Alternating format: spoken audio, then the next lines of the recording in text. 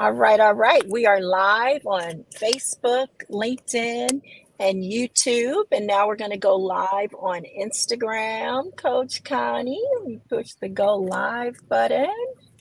Awesome. We are live on Instagram. Well, welcome in, disruptors. We are having the coaching conversation today with Coach Connie of Just Shift. I love saying that. Just Shift. I can't wait to dive in and talk about that a little bit more. I am your host, Coach Selena, aka Disrupt Her Coach. And I am called to serve Christian women that have cut ties from narcissistic relationships and are struggling with who they are. I help you know your power and your divine identity so that you can have more energy, strength, capacity to live a purposeful life on your own terms. Today with me is our parenting coach, Coach Connie. She is in another one of my coaching circles, and I put the call out and she said yes. So we're so grateful that she showed up here with us today. And we're going to have a wonderful conversation because, parenting is always a great topic. The Lord has given us these little people to bring forth into the world.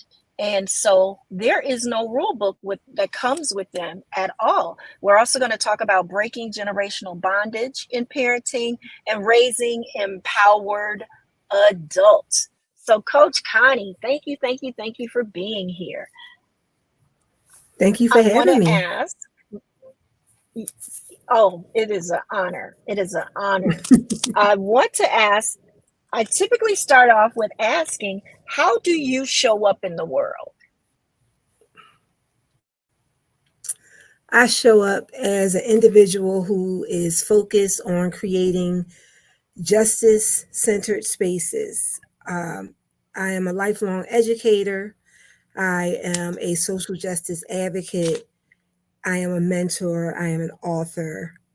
And in all of those arenas, in addition, coaching in all of those arenas, justice, fairness, equity, those are kind of like my guiding principles. And so it's very important to me that the spaces that I engage in, that I create, are have justice as the center. Ashe. I love that. And it got real in here. You showed up just like that. Like I did not come to play. I appreciate that. I appreciate that.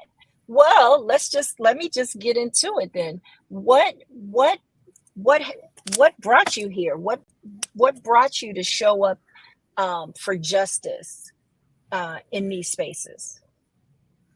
So it kind of depends on which arena you're talking about. I would say on one hand it depends, and on the other hand it doesn't. In terms of parental and child rearing, and how I Mm-hmm. became a parental coach and the justice in that sense, from working with families for 33 plus years, as an educator, as a mentor, um, it became important to me to make sure that all the entities that work together to service children, home, school, Mm-hmm. and community work in tandem, respect the space of the other, but also that the child is not forgotten in the process. And Yeah. so for the past 33 plus years, it has been my mission as a school leader when I was in the classroom. Now that I am a school leader, it is essential, it is critical, it is a non negotiable that scholars feel seen, heard, valued, and appreciated. And so that carries over into my parental coaching, because I feel that a lot of the societal issues that we experience from young people could be reduced, if not eliminated, if the relationships were better in the homes. Mm, mm. That's real talk. Real talk. Woo! You said a whole mouthful.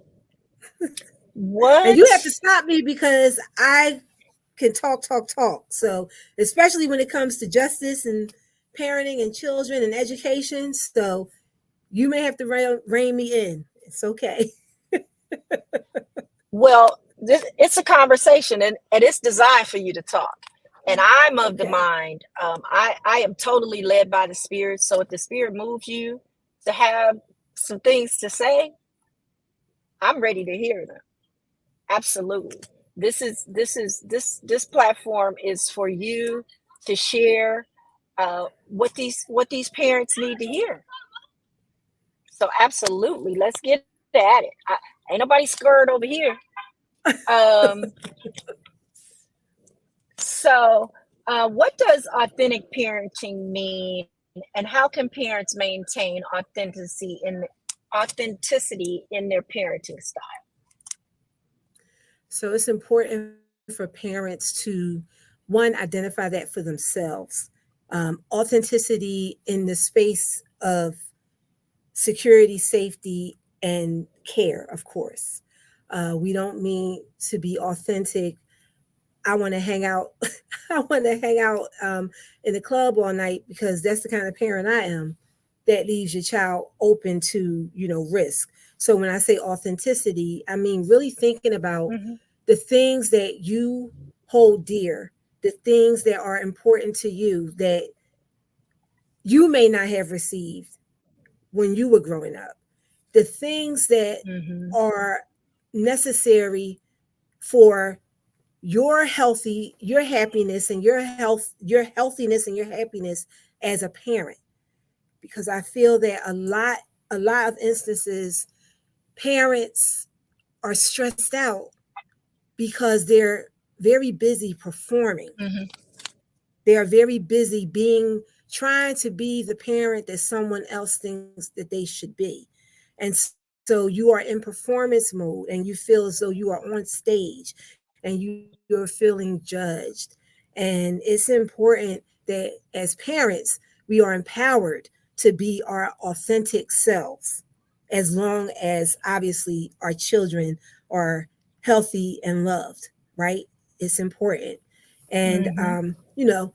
there's a story that comes with that. I'm sure later on in our conversation, I'm sure we'll peel back the layers, but it's definitely experiential and not all learned.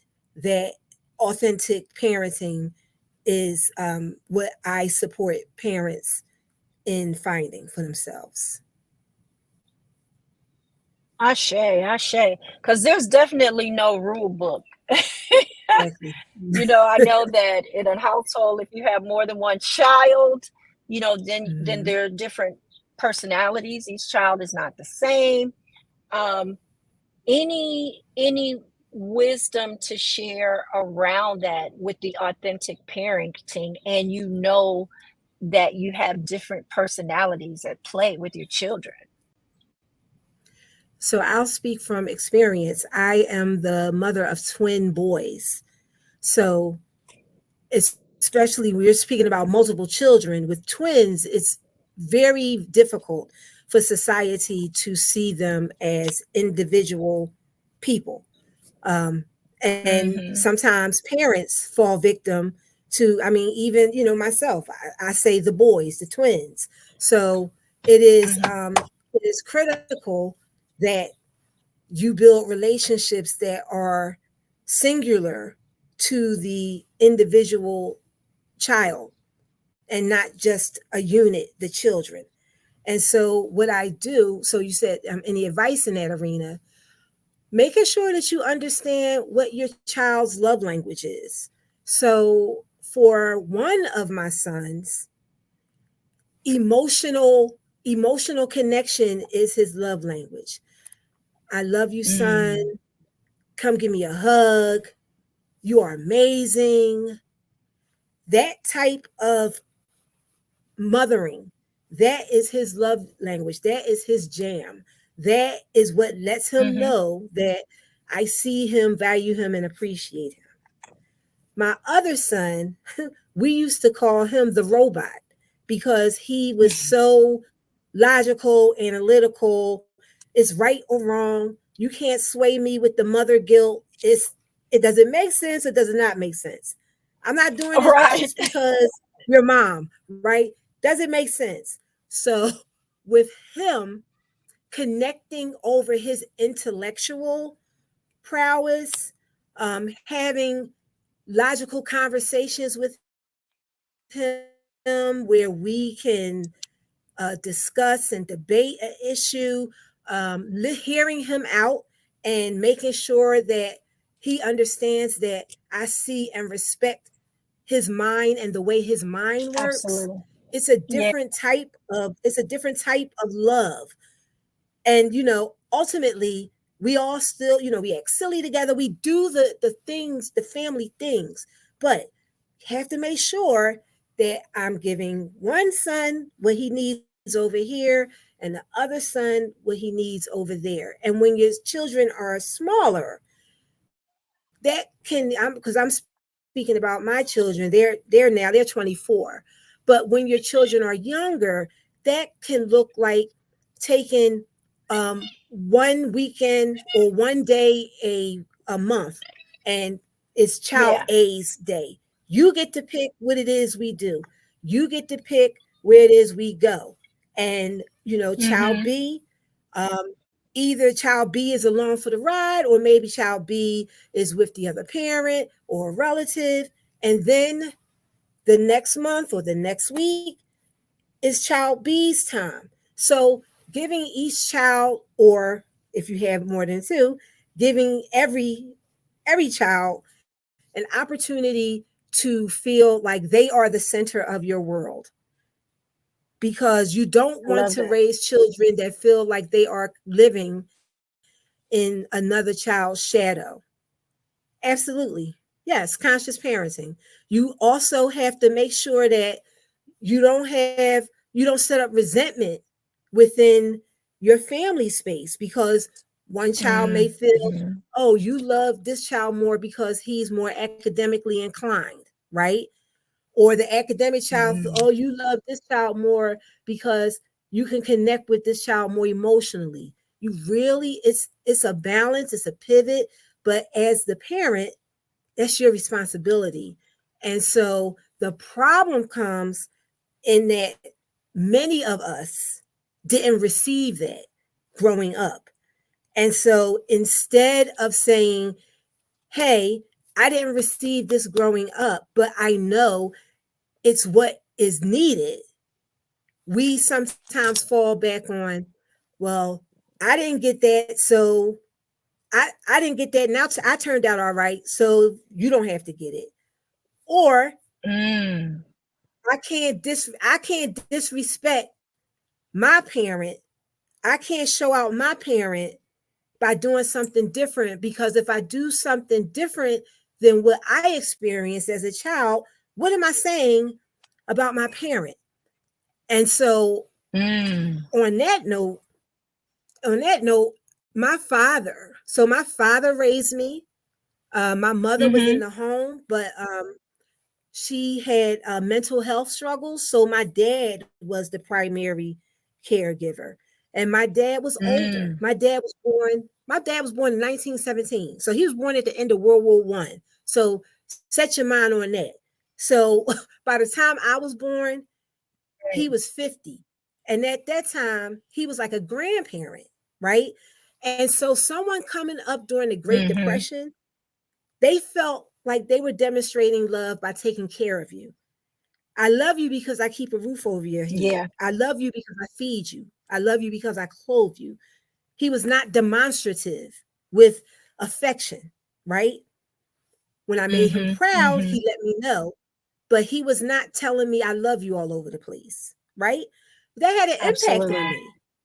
That had an impact on me. Mm-hmm. And so growing up, as I grew up, and once I became a parent, I made the conscious decision that I love and revere my father. My father's my hero. He's my everything.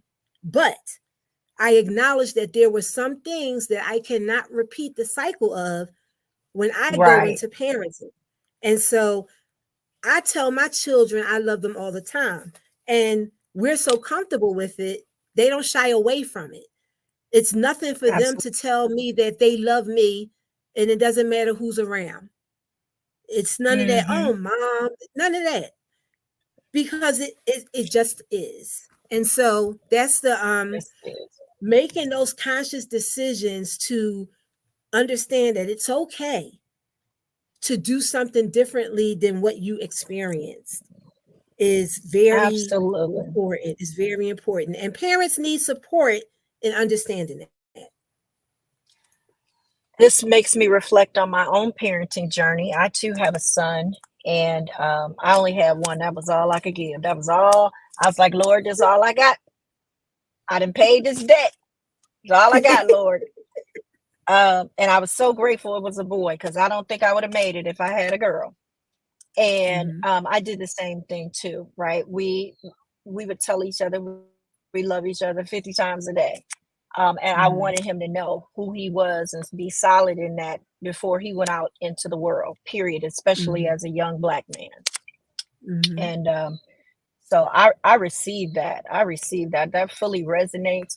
And I also felt like, too, we learn what we see. So a lot hit with me when you talked about, how the parent would say, it's my responsibility is to feed you and clothe you, right? And Right. I remember Mm-hmm. hearing myself repeat some things. I was like, oh my God, I'm turning into my mother. Um, and I Mm-hmm. felt like too, like it didn't kill me. So I raised him kind of old school Yeah. in Mm-hmm. the rearing department, but also very much recognizing that he was a young person with his own mind. So I allowed Yes. him to ask a lot of questions and Mm-hmm. and did a lot of like scenarios, like in the department of when he was becoming a teenager and I thought sex would be come into play. And I would say to him, I was like, now you're 12. I said, you know how much you know about sex at 12. So your friends, they know just as much as you. Don't believe that they know Mm-hmm. more about sex than you because y'all the same age. So if you have sex questions or things come up, know that we can have these conversations about them and things like Mm-hmm. that. What Yeah. what are some common areas or challenges that parents face when trying to be authentic, and how can they overcome them? So, some challenges that parents face in their journey to authenticity or authentic parenting is, as mentioned previously, the living in the shadow of their own upbringing. Sometimes Mm, breaking free of the parenting that they received. Because as children, we receive the parenting and we think this is what it's supposed to be. And mm-hmm, sometimes it's not until you get out into the world. Sometimes it happens when you're a young person and you go to another home and you see in this home X is the standard, while in your home Y is the standard. And sometimes it makes you think. And so sometimes it can mm-hmm, begin as early as childhood. Typically, though, you're at least a young adult, you know, making your way in the world, and you understand that the way that you were raised is not the only way, and you decide that you want different. But you have to break free from the chokehold right. that that your received parenting can have on you. And then you also have instances where your friend Mm, group or your colleagues or the moms if you're in the PTA. So that group think mentality where some parents mm, sometimes when they are in a circle, it's not about empowering, it's about competition, it's about cliquishness. And mm, so sometimes you get caught up in my child has to do these things because these are the things that my friend group you know children are doing. So we Mm. have to be Mhm. careful with our mindset and our values, knowing who we are as parents, knowing what we want for our children, understanding that it's not disrespecting your parents to say, while I love you and appreciate everything that you did for me, I am going to handle these aspects of child rearing differently. Because, I mean, what does Maya Angelou say? When you know better, you do better. That applies with parenting as well. You do better. And sometimes folks stay stuck in the cycle because they feel I can't disrespect. Now, they might not consciously think this, but it's like I can't Right. disrespect my parent by doing something differently than what they did with me. But it's not disrespecting your Mm. parent. It's having your own authentic parent journey. And ultimately, it's not about your parent anymore. It's about your child. Right. And we have to shift the focus forward. Like get out of the back and shift the focus forward. Because ultimately it's about your child. It's not about how anybody feels about what you're doing when it comes to your child rearing, except That's a for safety. Absolutely. That's a big eye opener. I don't even know that I ever gave a thought about what my mother thought about my parenting or what have you. I just said, well, I lived in my own home and, own finances and everything. So it never even crossed my mind if she felt some kind of way You'd about be that. That's so surprised. interesting. That's, It's really, but yeah, it's really not about independence like you think. It's emotional independence. It's not physical absolutely. independence because there are so many parents who have almost like a symbiotic relationship with their parent. And so they feel like they're betraying their parent if they do something with their child that their parent wouldn't approve of. And they are whole grown homeowners, taxpayers, executives, and their parent still Mm, has this chokehold on what they do with their children. I could see that. I could absolutely see that. Wow. Mhm. Wow. Um, so that can be, it feels like to me, and correct me if I'm wrong, it feels like that Mhm. can be very disruptive then in a family. Oh, absolutely. It could be And disruptive in a family, definitely. In a marriage, in a family.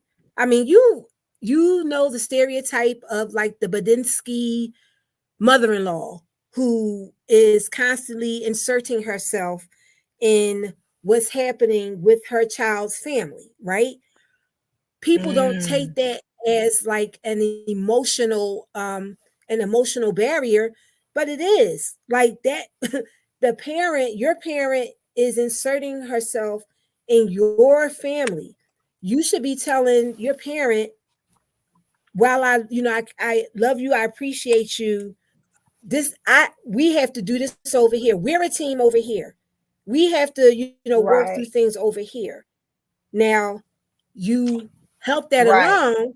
You help that along by not running to your parent all of the time with all of the issues and all of the needs.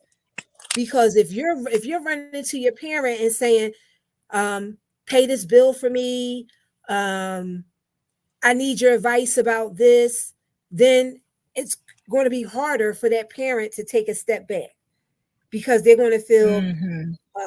you coming to me for some sort of support, so you must still need my assistance.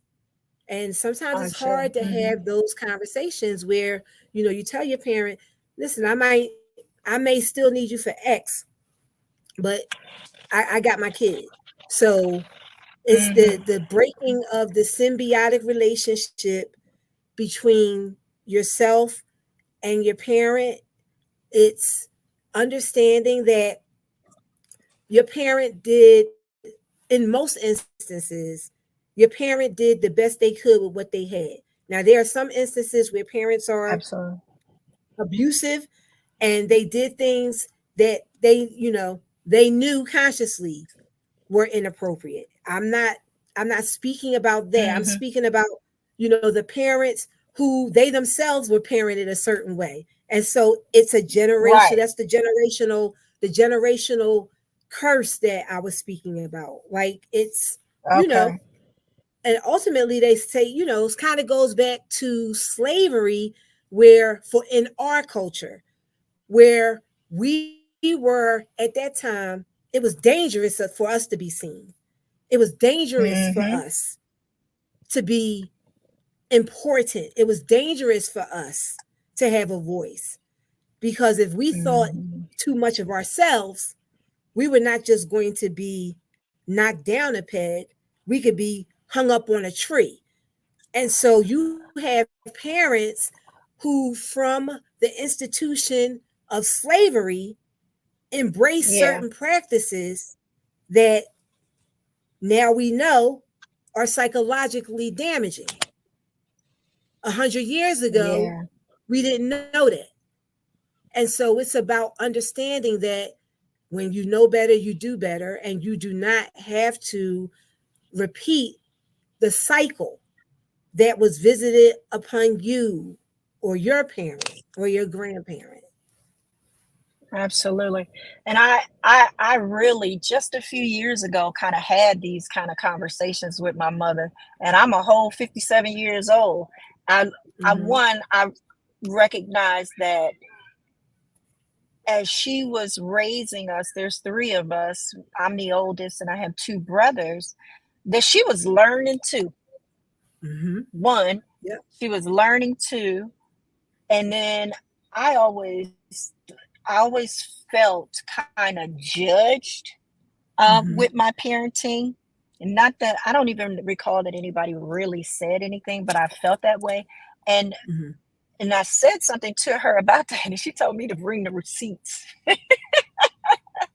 And I was like, because she said, I always thought that you were a great parent. And Mm-hmm. it broke me down, because I feel like I needed to hear that, because I never heard that. I didn't, Mm-hmm. think that she did. And so that was beautiful to experience, and then to also fully see her, Mm-hmm. and not Yep. just see her as my mother, but Right. as a woman that went through her own battles and all of those Mm-hmm. things as well. When, and so we were talking about that being disruptive, and I'm known as the disrupt her coach. So I'm curious for you, um, what have what have you had to disrupt in your own life? In my own life, my disruption actually began when I was 9 years old. That's when my path of disruption and my Mm, journey towards justice began. 9 years old, I attended a neighborhood school. The teachers in the school decided that I had outgrown the school and I needed to attend the Blue Ribbon Magnet School that's located in our city. My father, as I said, was born 1917. He had to drop out of school in middle school during the Great Depression to help save the yeah. house. That's just what boys Hmm. and men did back then. And so while he was a brilliant man, learned, he knew nothing about navigating school systems, right? And so the teachers pulled him in, shared their observations, shared the application to get into J.R. Masterman Laboratory and Demonstration School here in Philadelphia. And Hmm. my father did the paperwork. And this was in 1978. And here in Philadelphia in 1978, it was the Rizzo era, which was a mayor that is well known nationally, and it was Hmm. very toxic, racist environment here. And Mm, so we had a lot of people in positions of authority who kind of, lived under the Rizzo credo, And so when we went to apply to get into Masterman, I was first waiting list, first priority list, first waiting list, first priority list. Now, Masterman was a school that, had enrollment in the hundreds. And the way that we Mm, looked at it is I was one child, right? It wasn't like, the entire city was trying to, crush the gates. It was one person. And so it wasn't registering with my father that you could, deny just, one kid, a kid that all A's, only missed one day of school between kindergarten and 12th grade. yeah, Always scored 99%, 100%, right? So he stormed down to the Board of Education, burst into Michael Marchese's office, who was the superintendent of the school, and said, "You're going to tell me why you're not letting my daughter in." There happens to be a black man working there in that office, and he, pled with my father, "Please, just, give me your paperwork. Let me do what I can. I don't want you to get arrested." Because at this time, my father was 60. He was 60 years old. He was a, 60-year-old mm-hmm, black man bursting into a white man's office in a racist city. And so he was concerned for my dad. He said, "Give me your paperwork. Let me see what I could do. yeah, And if you don't hear from me, please know that I did all I could." The next day, we got the call that I was in. Now, two things mm, taught taught me from the age of 9 that in this life you have to stand up for what you deserve. But the second thing it taught me is children shouldn't have that shouldn't be. You shouldn't have to go through all of those. It shouldn't be that way. That's yeah, unjust. That's unjust. mm-hmm, And so from the age of 9, I had already known I was going to be a teacher when I was a child. uh, But my passion for justice in education and parenting started from the age of 9, from my experience. experience, yes. I love that. Man, you the gifted mind, and you knew right away that you were going to teach. And here you are, teaching not only the children, but as well as the parents. I love that for you. And now that's answering the call, Coach Connie. I listen. That I is didn't have a choice. answering. I didn't have a choice. It's who I am. It's like it's it's the fiber of my being. It's what runs through me. It's who I am. It's not a job. It's not a career. Like you said, it's a calling. It's my purpose. Like Mm-hmm. I'm here to Mm-hmm. serve. I'm here to serve those babies because not every baby has a parent like my dad who was going to kick in the door, waving the full four to get what his daughter needed. He didn't let the fact that Mm. he was a middle school dropout, that he didn't have the answers himself, but was dependent upon support to get the answers. He Right. didn't let those Right. things, the fact that we lived in the projects, that we were poor, that we were black, he didn't let those things stop him from doing what needed to be done. Unfortunately, not all of our babies have that level of support. I can only Yeah. imagine, and I get so sad at the thought, if my dad hadn't done that. Now, Mm-hmm. I'm not saying that I'm Albert Einstein and that, I set the world on fire, but I set my corner of the world on fire. Imagine had my dad not done that, all the lives that I would not have impacted. I may have felt unworthy, undeserving. I may have begun to act out because Yeah. that's what happens in schools. Children are bored, children are not educated to the level at which they need, and they begin to act out to not only express boredom, but sometimes to hide the fact they'd rather be in trouble than say I can't read. So I only imagine me, a smart person, Right. being in classrooms that didn't stimulate or challenge me. how I could have become someone that just fed the school to prison pipeline. So when I say that my father is my everything, like I mean Mm-hmm. it. I mean it. Yeah. Well, he definitely covered you and was gonna make sure that you got everything that you deserve.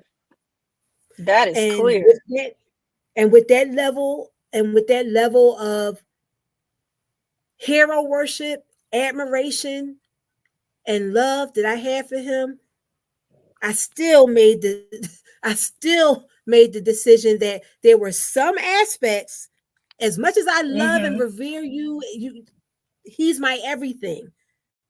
But there were some things that I had to decide that I was going to do differently with my twins. Yeah.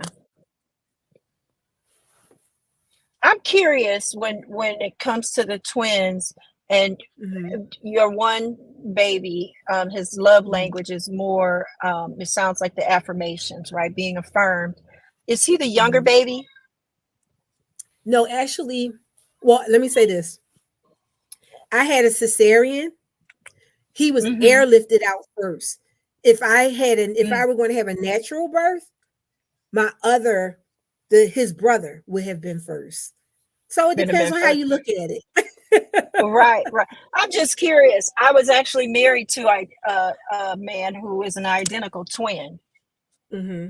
So interesting when I have guests on. I don't know that I have so many similarities to my guests, but Mm-hmm. it makes for very good conversation for me and very interesting to find that I was like, oh my gosh, I got all of these commonalities. And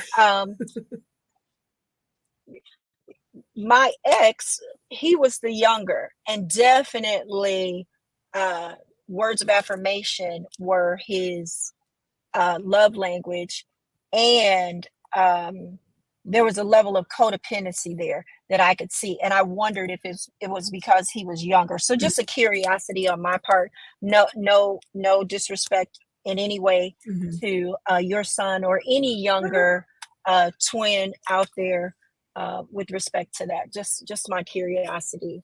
Um, Wow. So let's talk about generational bondage a little bit and in the context of Mm-hmm. parenting. What is that? What does that look like?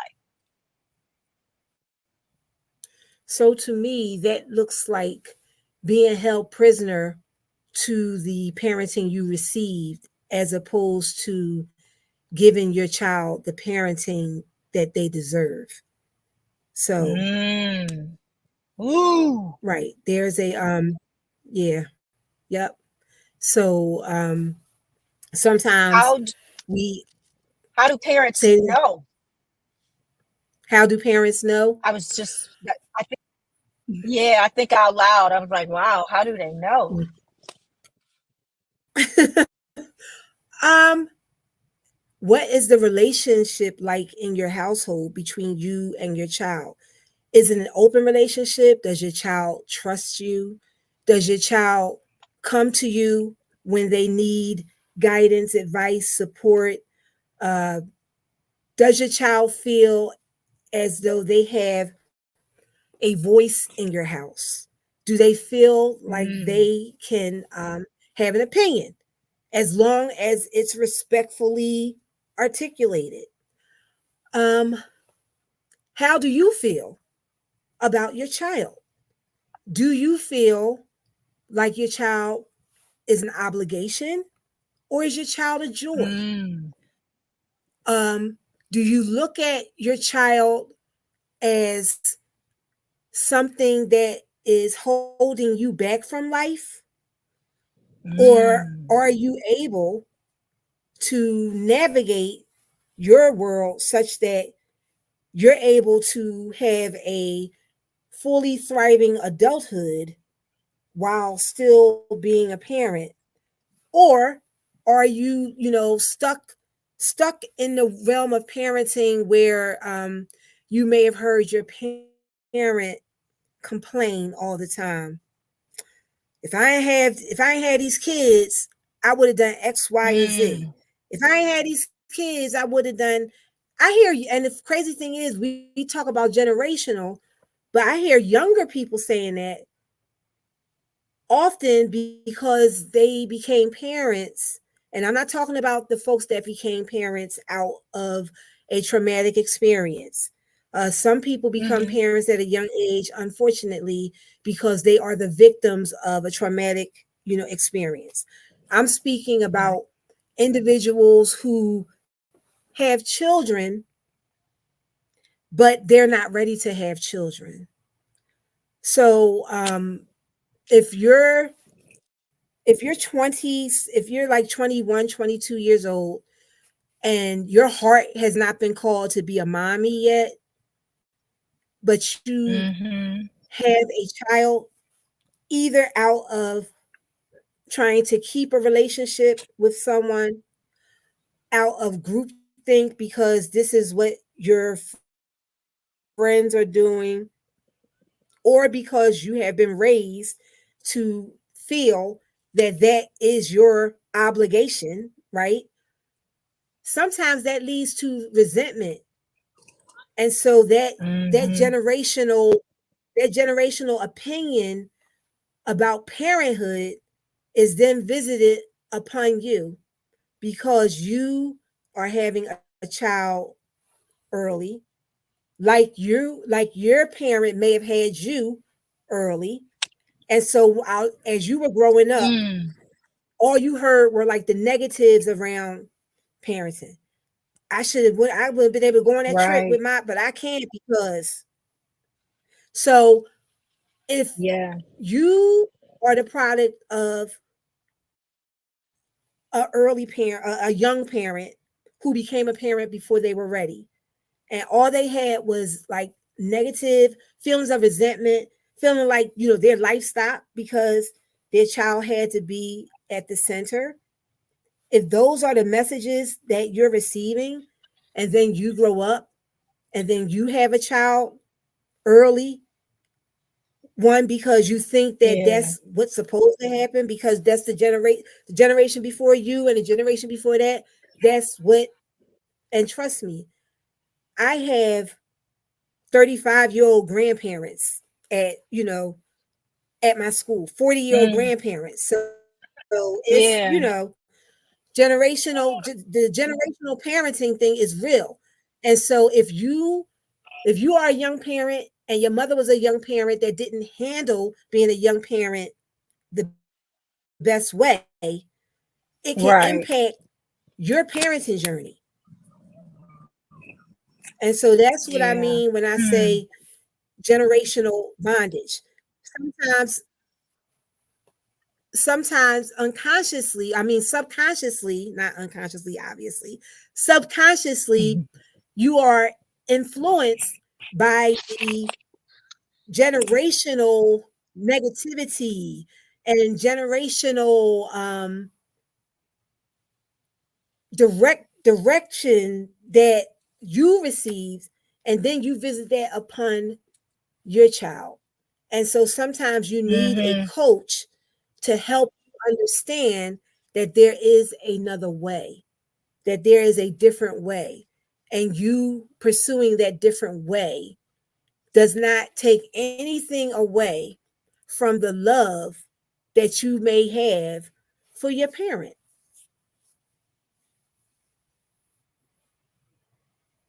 I remember Mm. What's I didn't have, mhm. I'm sorry, go ahead. No, go ahead. No, you're getting ready to you're probably getting ready to answer. You Oh, on a no, I roll. don't Keep know. going.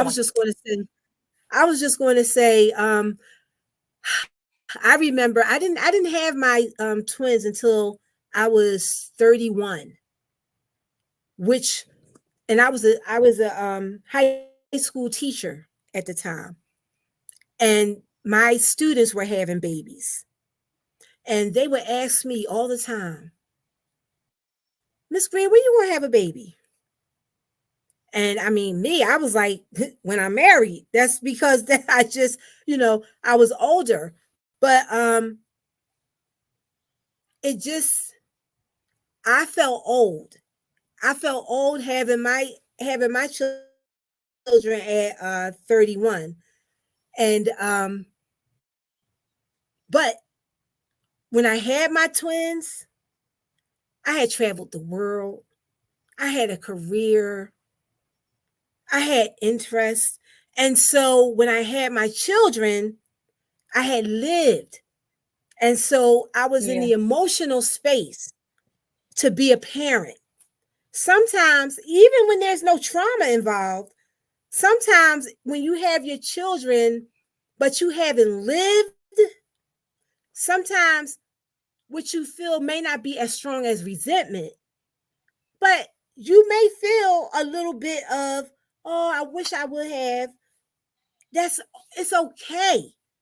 But the when Hmm. it turns to resentment is when it's, but it's Right. natural. If you have children at an early age, it's natural for you to sometimes feel like you are missing out.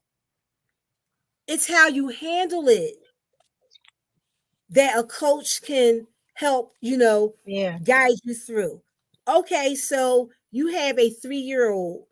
You cannot pack up at this stage, Yeah. or let's say you're breastfeeding. You can't pack up and take a trip with your homies for 2 weeks. You're breastfeeding. And you have Mm. a baby. They need that bond, and they're not going to be able to, make it with. What are you going to do? What's the plan? How are you going to be able to have your fully functioning adult life, which should include joy, because that's another trap that we fall into as parents. Parenting should Right. not be drudgery. You should not, it should not feel like all I do is work, work, work, like Rihanna, work, work, work, work, work. That's not, parenting should not feel like drudgery. It should be joyful, right? But that means you have to know who you are as a person, and you have to be able to fulfill yourself so that you have the love that your child deserves. You have the space to give it because you're feeding yourself. But sometimes we're brought up to think that parenting is only about sacrifice. And then you do get Yeah. to the space of Real talk. begrudging. And so a Real talk. coach can help you to understand that it's actually healthy for you to have your own life. It's actually healthy for you to know the things that you need to do in order to maintain your mental health and your emotional health, because that is what's going to allow you to give your best to your child. So speaking of coaching, what does that journey look like for helping someone break the generational curse or bondage and then raise empowered adults? Do you have a success story you could share with us, or a journey of one of your coachees? So one of the families that I have worked with, they were struggling in the area of how should I say this? In our culture, in the I'll say in African American culture, we take children having an opinion as talking back, right? Talking back, Disrespect, being yes. fresh, disrespectful, right? And so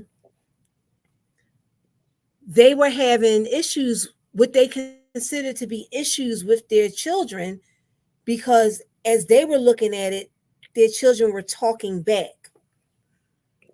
Through working with them, they began to see that there's a difference between being disrespectful and having an opinion. There's a difference between being fresh mouth and sassy, or whatever the word is you want to use. There's a difference between those things and having an opinion. And the difference comes in the delivery. And so I work with Mhm. my family to focus on the delivery. Work with your children on the delivery. because you should never be trying to stifle the message. It's the Mm. delivery that needs to be worked on. Because if they don't know, they don't know. You are the person responsible as their parent for helping them to figure it out. So never try to stifle the message. Just help them to see the parameters in which the message is delivered. Like I would never accept my my child coming up to me and saying, F you were supposed to do X and you didn't do it. You let me down, you B. Are you Right. serious? I listen. No, no, no. So, how does your child express their disappointment, their displeasure, right? You teach them. Mm-hmm. You have to teach them how. We, as parents, we have to remember that our children will learn. They will either learn the right way or the wrong way, but they will learn. Woo! And if you are not intentional, if you are not intentional about what it is you feel is in their best interest, listen, children run to the streets when they feel like they don't have what they need in their home. They're going to learn one way or the other. You want them Yeah. to be able to communicate with you. You want them to feel as if you're open to listening to them, but they also have to be mindful of how they talk when they are sharing their message. Being Mm-hmm. an authentic parent doesn't mean you give your child license to disrespect you. But by the same token, it also means that you can't call them disrespectful because they don't agree with you. It's not about the Right. message, it's about the delivery.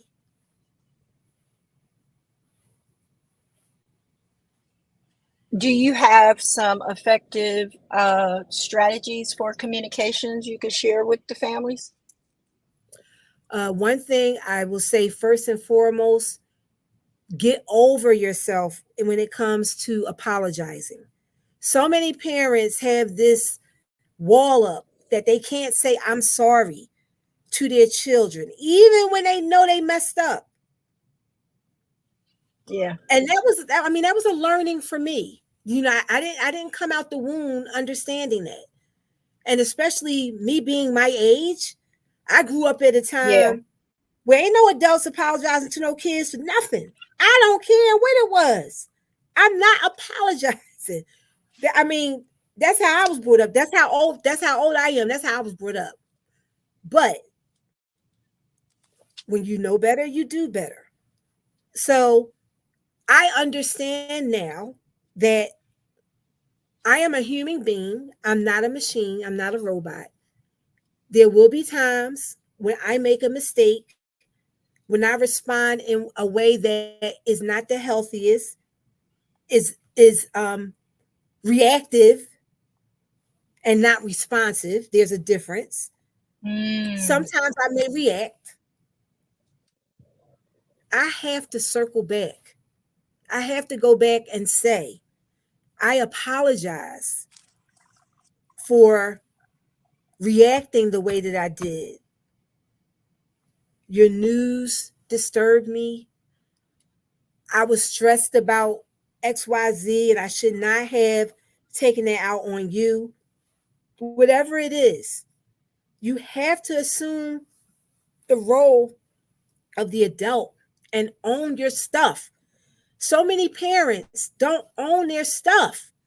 And you could go so much further with your children if you just humbled yourself and just said, like, I'm sorry, but really mean Yeah. it.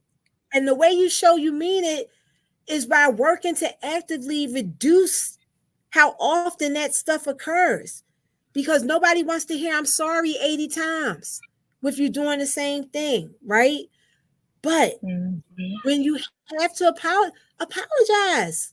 I get so upset when parents look at children as if Like, you're not paying any bills. So your thoughts, feelings, and opinions don't matter. How you feel about how I Mm. treat you doesn't matter because you're just a kid. Ooh, I don't like that. And so yeah, one of the first strategies that I would share would be to be mindful that as adults we make mistakes too. And the fastest way to build trust yeah. and respect with your child is to own your stuff. That's strategy number one. Own your stuff. Mm-hmm. Strategy number two, be consistent. Be consistent. A yes today can't I'm be a taking. no tomorrow, Oh right? yeah, I'm taking notes. So like Mm-hmm. when my children were younger, right? My my former husband, he was a gamer, and my children, they, from the age of like 3, 4 years old, they were playing Sesame Street and Tom and Jerry, like video games. So they love playing video games. I put a structure in place, being miseducator. So there was no video games during the week. Friday after homework was done Yeah. until Sunday at dinner time. If we weren't Mm-hmm. doing anything else, if we didn't have any obligations, we weren't out in the streets, family, movies, whatever, and you had completed your chores and your homework, I didn't care if you played video games with the time that you had. Sunday at dinner time, games went away. That's it. So that means Right. that's what it is. And because I was consistent with that, there was no back and forth. There was no asking. There was no pleading. There was none of the things, because the discomfort with the initial framing of the boundary, you have to stand firm in that discomfort until they get comfortable with the boundary. And so Yeah. the boundary has to be one that makes sense. It has to make sense. Now, I don't just arbitrarily say you can't play video games because your name ends in E, right? It has to be, the boundary is for a reason, right? You need your rest. You need your time. When you come home from school, your time is to be focused, on your studies, reading, resting, relaxing. No video games. Save the Mm-hmm. video game for the time where it's your time. But that's my household. That was my household. That was my boundary. But you have to be consistent. So number two, after number one, owning your stuff, humbling yourself. Number two is being consistent, right? Number three, being an active listener. Being an active listener, Mm. which is different than just hearing. There's a difference between hearing something and listening to it. Hearing it means it's happening. It could be background noise. I hear a slight hum from the lights. I'm not listening to it. I'm not paying Mm-hmm. attention. I'm not trying to think, well, what is the message? What's the message behind the message? What's really happening with the hum of the lights? No, I just hear that. We have to Right. actively listen to our children, right? And so I Mm-hmm. feel like being consistent, being an active listener, owning your stuff, those three strategies right there, and those are something that don't cost a dime. Right. Those Maybe a three, little pride or ego. right, yes. Yeah, maybe a little bit of humble pie, but that may depend on how far you've gone off the rails. So, yeah, but doesn't cost a thing, but can have such a great, those three things can have such a great impact, a positive impact on your household. on your parenting, on your I child love rearing. I love it. I love it. I love it. So those are some great tips. Own your stuff, be consistent, and be an active listener. I want to switch it up a little bit and talk. Let's get a little personal so Mhm. folks can get to know you. Um, what? Let me see. I like to know outside of coaching and the parenting, what are some of your favorite hobbies? What do you do? What do you do to bring you joy? Uh, I love to travel. Um, I've been ugh, I can't even. I've been to 3 countries in Africa. I've been to Europe. I've been to the islands. Um, yeah, I love to travel because I'm a geek, so I love to learn about cultures in person. Um, so traveling is something, but traveling is not something that I can do every day. My everyday joy would be reading, would be music. I love all kinds of music. I love performing music. I sing, so I love Mm. performing, but I also love listening. Um, reading. So In fact, I got the reading. a book that a book that I would recommend is one that Mm-hmm. was recommended by one of our coaches in our group. It's amazing. This book is amazing. It's called Power Moves. I'm pulling it up so I can see the whole Oh title. yeah, Power Moves. by Sarah. Ignite Sarah. Mm-hmm. ignite your confidence and become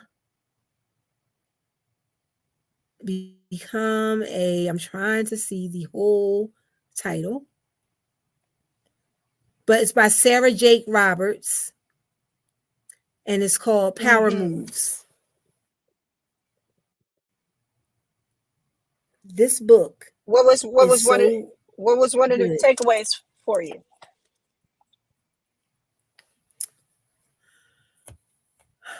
One of the takeaways is probably a message that we've received in other spaces, Mm.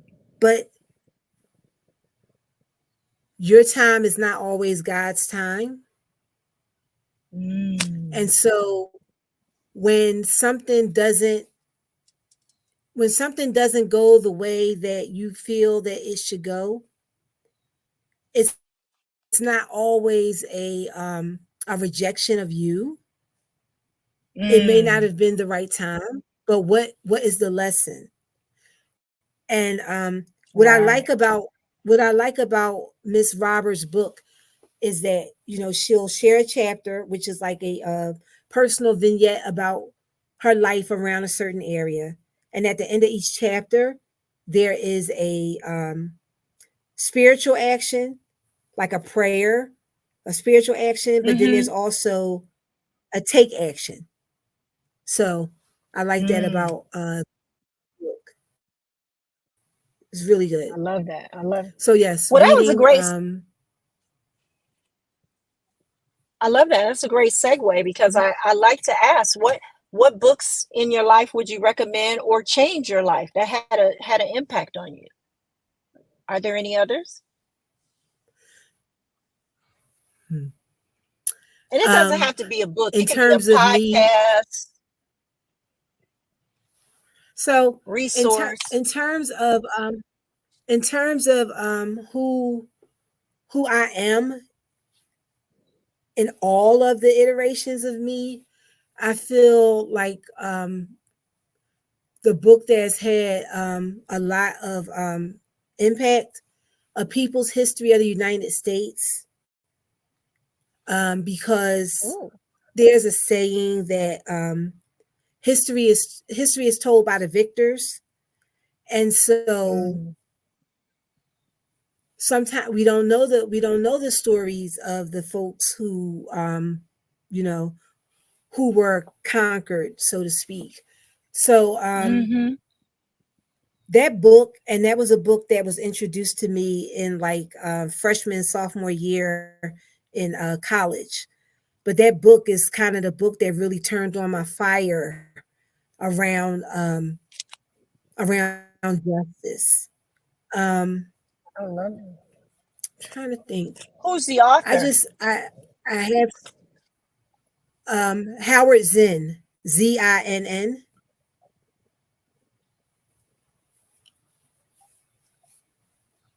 That's good. and I'm definitely gonna listen to that one. the book that I would recommend to folks that are on a journey, any type of journey, whether it's parenting journey or some sort of self actualization journey. The Year of Yes Mm-hmm. by Shonda Rhimes. Mm-hmm. I've Yep. read and I've heard reread of it. that book. That book really, really, that book really helped me when I was in a transformation phase. Mm. I have an exercise around saying yes and saying no for my Mhm, for my clients to get them in a mhm, posture of receiving because they're really good at giving but not good at mhm, receiving. I mhm, like that. Yeah, that I listened to that book years ago. I'm a listener. I like audiobooks. mhm, So it's hard for me to sit still long enough to read. I haven't gotten back to that season. I used to read, but mhm. definitely I learn more through listening, or should I say hearing. I mean, I'm doing both. Fantastic. Listening, listening. Yes. So what's one surprising thing about you most people don't know?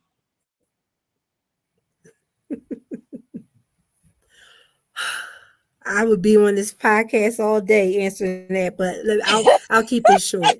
Um, Okay. most people don't know that I am also a children's book author. I have a children's book that is available on Amazon.com, BarnesandNoble.com, and other outlets. It's called Khadijah the Rebel. Ah. It's a story of a young lady who, well, I should say, a young child, 5 years old, kindergartner, whose best friend's Mm-hmm. mother is incarcerated, and the best friend is Mm. nervous because this weekend is time for her to take the ride to go see her mother, and she's worried that she's not going to be able to go. And so the book kind of Mm. introduces children not only to the impact that the criminal justice system has on families and communities, but also on protests. And I don't want to give away the whole Mm. story, but yes. Right. So Yeah, I am y'all got to a go get the children. book. Yes. Now, is it under your name or do you have a pen name? Is it Nope. under It's under Connie Connie. Grier? It's under Connie Grier. Okay. Yeah. Hmm. Fantastic. Fantastic. Let's see. I might have one more question. Can you share a personal story? I know you can. Would you share a personal story of a significant challenge you faced as a parent and how you overcame it? Yes. Um, as you could tell, I am an academic. Like I was a smart kid who became a teacher. And when I had my children, that was just the course that, I felt that they would follow. And they happened to follow it. One day we were, riding the car. We're having conversations about colleges, and they said, "I don't want to go to college here. It's not good enough for us." That was them. Okay, well, that your dad and I can't afford to, send you to a prestigious college, so you have to earn your spot, right? So we became there's a program called Teen Sharp. I recommend that program to any parents of minority children who have goals and aspirations. that they themselves want to go to like an Ivy League college or a top tier college. Mm-hmm. Not about what we want, but if they want to, I would recommend enrolling them in that program. So we were in Teen Shark. And The boys had. I'm sorry. Wait, did you say something? I just wanted to clarify. Are you saying shark like Shark Tank? Teen Mm-mm. Shark? How do you spell that? Sharp, sharp. SHARP. P. Okay. Awesome. And Okay. so they had made the decision. They wanted to go to a top tier school. And so they Yeah. were in the program, they were doing the work, and we had a like a kind of like a parent teacher conference with one of the founders, and she was saying that the robot, he could be doing better. He was, doing okay, but he could be Uh, doing better. And so he says to me, well, I'm getting A's and B's at school. Well, why, why you want me to? It's like, you said that you wanted to. So you already know we cannot afford to send both of you to a, top tier college. You said that you wanted to. So he says something smart. And we're on the campus, we're on Rutgers campus. We're sitting out in the community, the all-purpose area on Rutgers campus. And he said something smart to me. And I reached out to grab his arm, and he was so skinny. He slid his arm through the jacket. I was holding jacket. He had leapt up. I leapt up after him. I chased him around the common area because I was going to. Tatiana came out and stood in between us, and he was going crazy, and I was going crazy. So on the ride home, I said to him, I sent I sent emotional twin in the house. And I said to the robot, listen, you said that you wanted this. If you don't want this, it's okay, but you have to name it so that we could go to plan B for you. But I'm not going to be driving myself crazy trying to get you to do something that you said that you wanted because you have your eyes on the prize. And right. so he came back to me and he said, I understand that, what you want is for my own good. So I'm going to, I'm in it.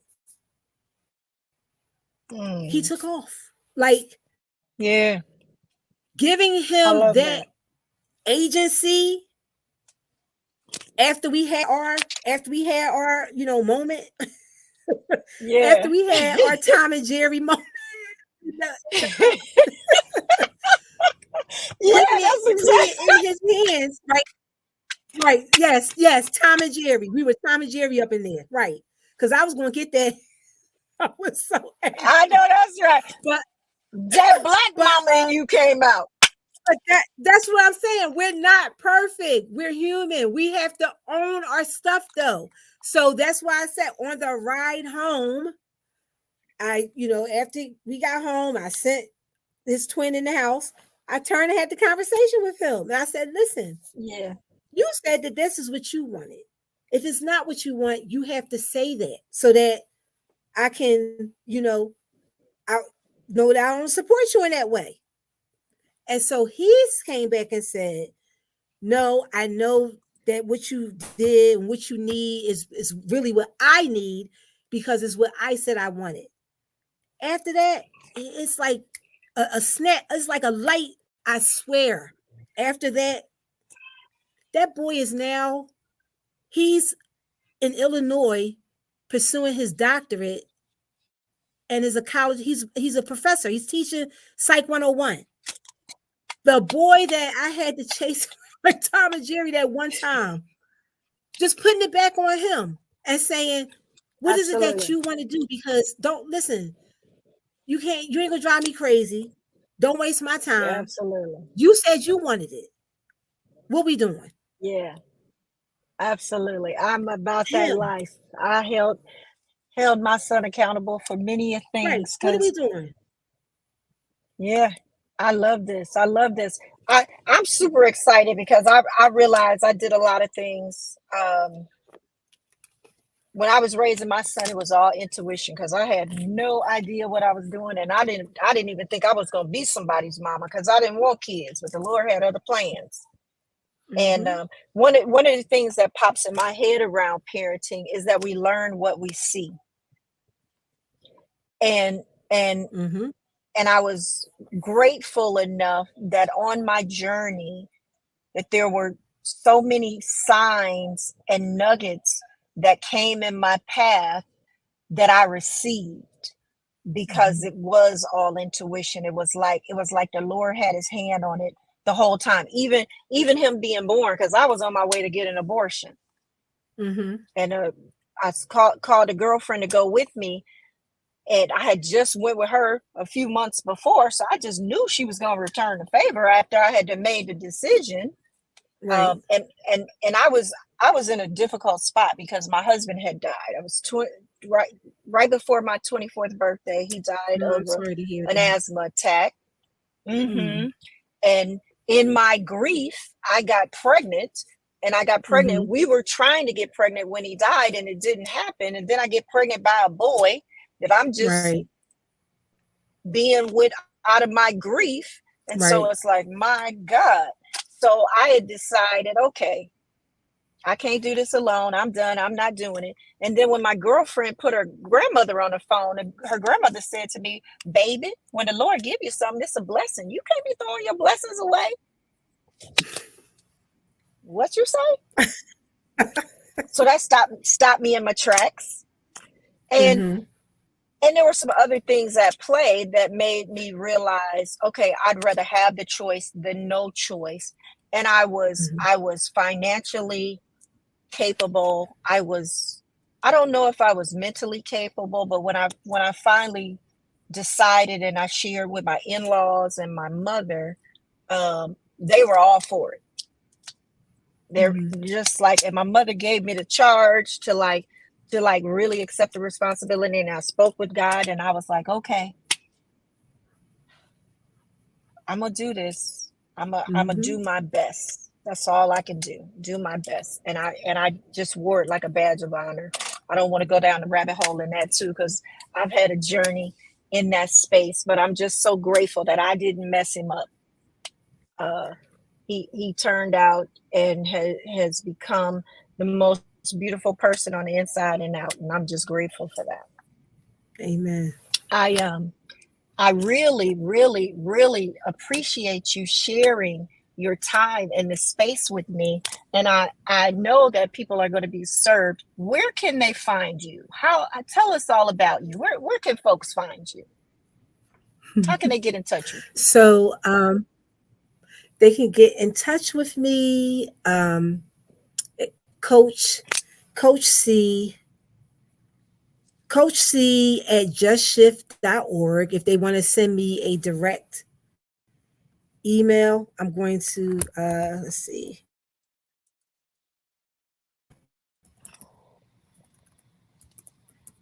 And then also you can find me on Instagram at Coach C underscore just shift.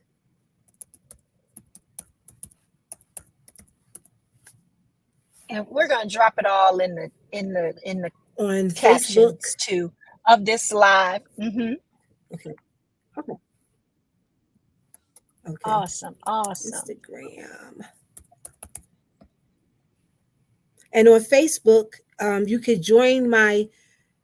I mean, I'm sorry, not Facebook. YouTube. Join my parenting Oops.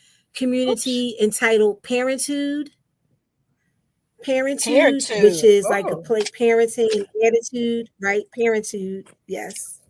What is your I parenthood? love that. Mm-hmm. Awesome. And is the community on YouTube, or is it in a another private space? I mean, not YouTube. What is it? Facebook. Is that on Facebook? No, it's YouTube. I misspoke. It's YouTube. Okay, got you. I love that. I love that. And we got a children's book. So all of the resources that Coach Connie has shared with us, or Coach C has shared with us, will also be in the caption of this live. When you catch the replay, it'll be there for you. She's also activated you to drop in her DMs or messages on Instagram and Facebook. And anything else, Coach Connie, you want to share that we have not talked about today?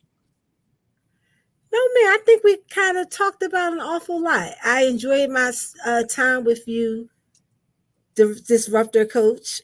I appreciate you having me on and giving me an opportunity to share some important messages around how we navigate this world with our children is so very important. So thank you for giving me the space to share some things that are on my heart and some strategies that could be of support to parents who may be finding it a bit difficult to navigate those parental waters. I'm Coach C of Just Shift, and I'm here to support or assist parents who are struggling with stress in their parenting journey and support them on their journey to parental peace. So anything that I could do to assist in that, I'm here for you. Absolutely. Get at her. I appreciate you coming and taking up all the space. You just shifted the atmosphere in this space. I am so excited to watch your journey and hear about all the lives that you're changing, especially when it comes to parenting and breaking those generational bondages. Before we go, I like to ask all of my guests, do you have any Mhm. questions for me? Hmm. um, when you say disrupt her and you say your walk of support is Christian women who are breaking free of narcissistic relationships, what about the Christian woman who may need your services but doesn't understand that what they have to break free from is narcissism? Have you helped folks to actually identify the narcissism so that they could then be open to receiving your support? Absolutely. I have a narcissistic relationship quiz, and Okay. you can find lots of information on my Instagram, my Facebook, all of the places where you see me. And if you don't feel like yourself, if you don't like who you are in a relationship, if you don't know who you are in the relationship, it doesn't matter whether it's narcissism or not. I help you know your power and your divine essence, regardless of what you've been through. It could be any trauma. That's what I specialize in, but I help all Okay. women. And predominantly with the narcissism and the Christian women is because that's my lived experience, and what I Mhm. had been through. So I'm uniquely qualified to be able to help those sisters. And what I see in the religious sector around narcissism is those are the women that are held in bondage the most. And I don't like bullshit. And Okay. that's who I've been called to serve. And I'm Okay. gonna do that. I get so fired up. I don't go live a lot because I'm a cusser, and I'm still I'm just being honest, because I get fired up about this. I am I creating know a that's safe right. safe space and community for us because I don't like bullies. And narcissists are predators. They prey on Yes. predominantly Christian women, not just Christian women, but predominantly because of the male patriarchal religious Western culture that we have. And everybody ain't ready for that conversation. I know, ladies, that Right. you don't have a safe space to have these conversations, but I'm creating one. It's called the Village Healing Circle. It'll be dropping real soon for you to get off of social media and be able to have these conversations that you need to have to break free. And the other thing is, I don't like talking about the damn narcissist all the time because it's not about the narcissist. They done Right. That's already giving took them up the enough attention. energy and Right. space Yes. and that they Yes. want. Exactly. So I know that I have a different conversation in this space. And in order to be able to do that, I also had to work on my energy, strength, and capacity to be able to show up because I'm still living through a lot of the damage that was done in that. And not only was it done in my marriage, after I got divorced, I went to work for somebody with the same energy. So Mm. it can be any relationship. That's why I say narcissistic relationships. So some of it Mm. is me just getting clear around what that looks like. But if you know I'm talking to you and you feel me and maybe you don't think it's narcissism or what have you, you still reach out to me. Yes. Book that connection call with me because I'm here for you. Hopefully I answered that because I get fired up. No, you absolutely did. And kind of why I asked. So Hmm. yes.